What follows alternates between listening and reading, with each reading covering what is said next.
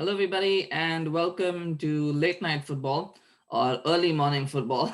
If you're living, in North America, in maybe even in on the west coast of the USA or Canada, it's early morning, and it is definitely it's definitely quite early for a Sunday morning here as well in Toronto.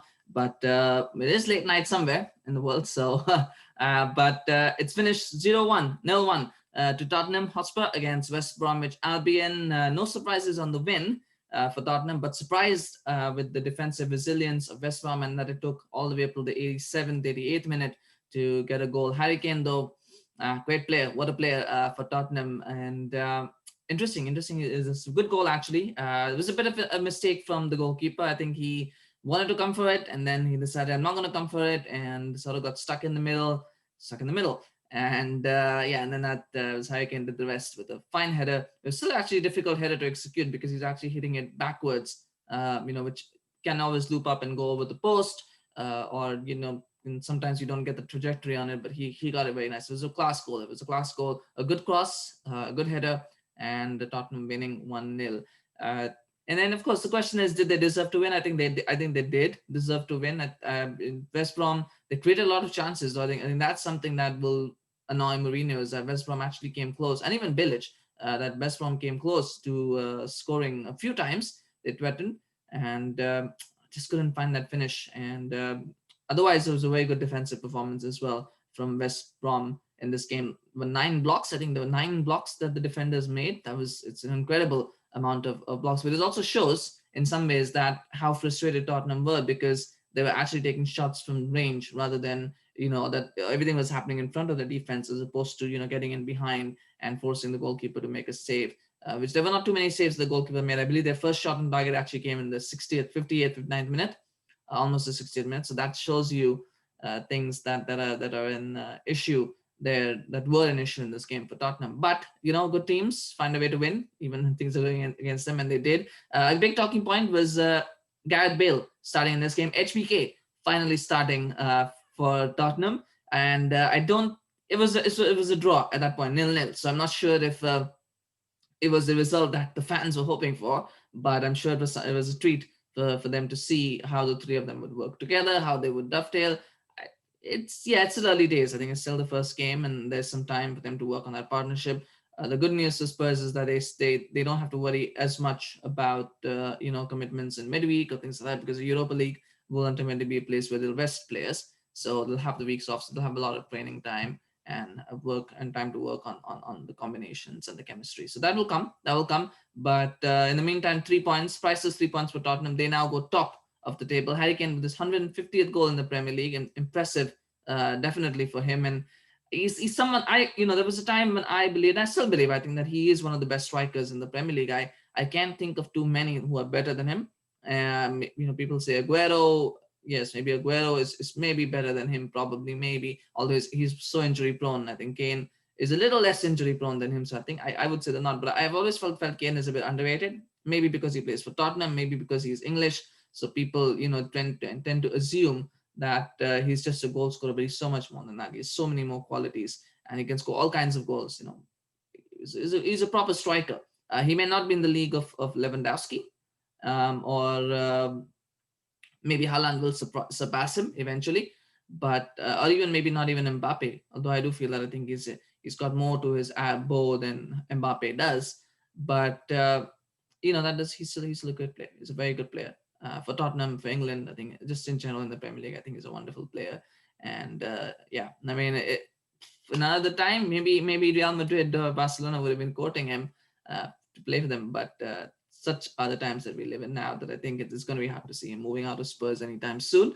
But as long as he's enjoying himself, I don't think there's an issue. And maybe Spurs this season will be challenging for trophies. Speaking of which, now, I was actually going to talk about this as well. 0-0. I was like, this is the reason why Liverpool, are top of the league. This is the reason why Liverpool are going to win the league this season. Not because they are miles ahead of everybody else. That's not true. Categorically, they're not miles ahead of any other team. And in this moment in time, they're not. But they're just so consistent. They know how to find wins. They know how to, even when they're not playing well, even when things are going against them, just know they have that instinctive way whatever it is that Klopp, whatever black magic that Klopp wants to do, whatever black magic the players are doing, they just know how to find a way to get a goal and to get a win.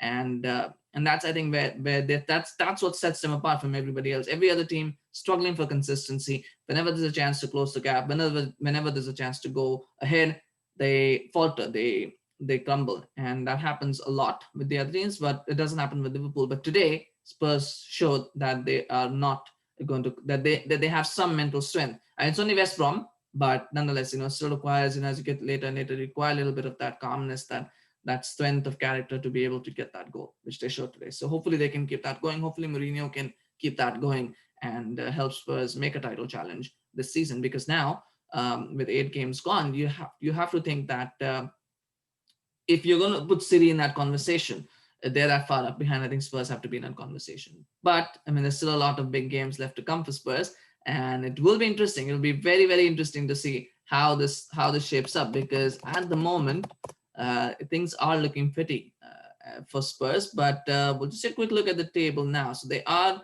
gone top, as I said. Leicester can overtake them. That game is going to start soon, if it hasn't already started, actually. I think it's already started, isn't it? Yeah, it has started already. So so Leicester could go top if they beat Wolves, and of course Liverpool can go top if they beat City today. But for Spurs, the big news, of course, is the fact that the next game is going to be against Manchester City.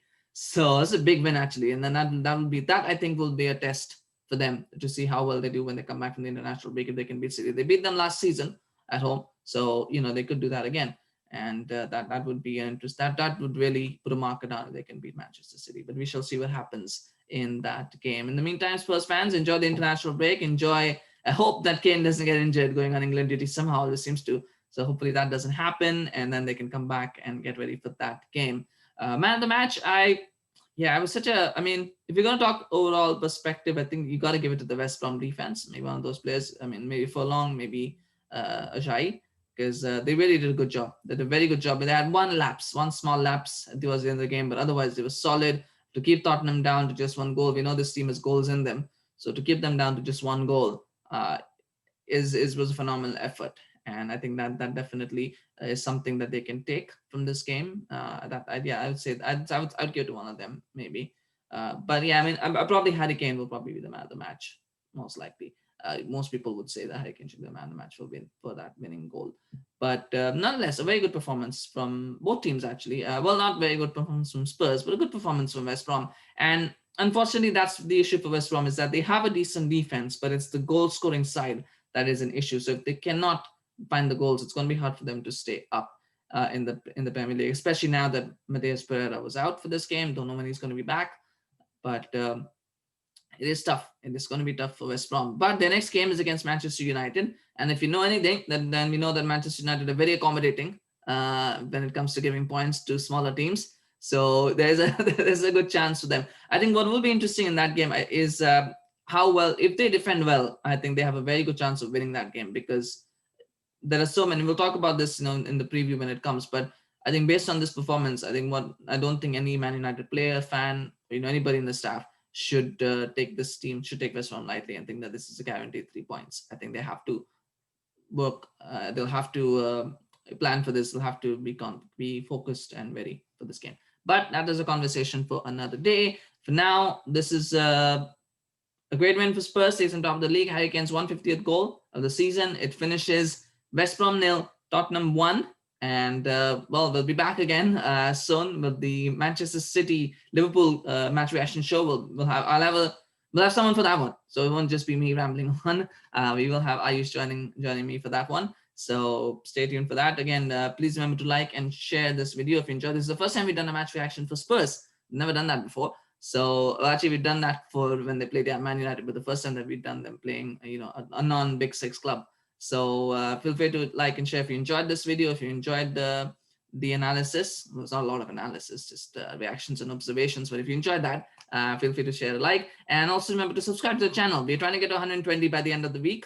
We don't have a lot of time, but we want to try and hit that number. So please remember to subscribe so you can keep getting notifications for the videos as they come out, because we are going to do a couple today as well. So please remember to subscribe to the channel so you can get notified about that.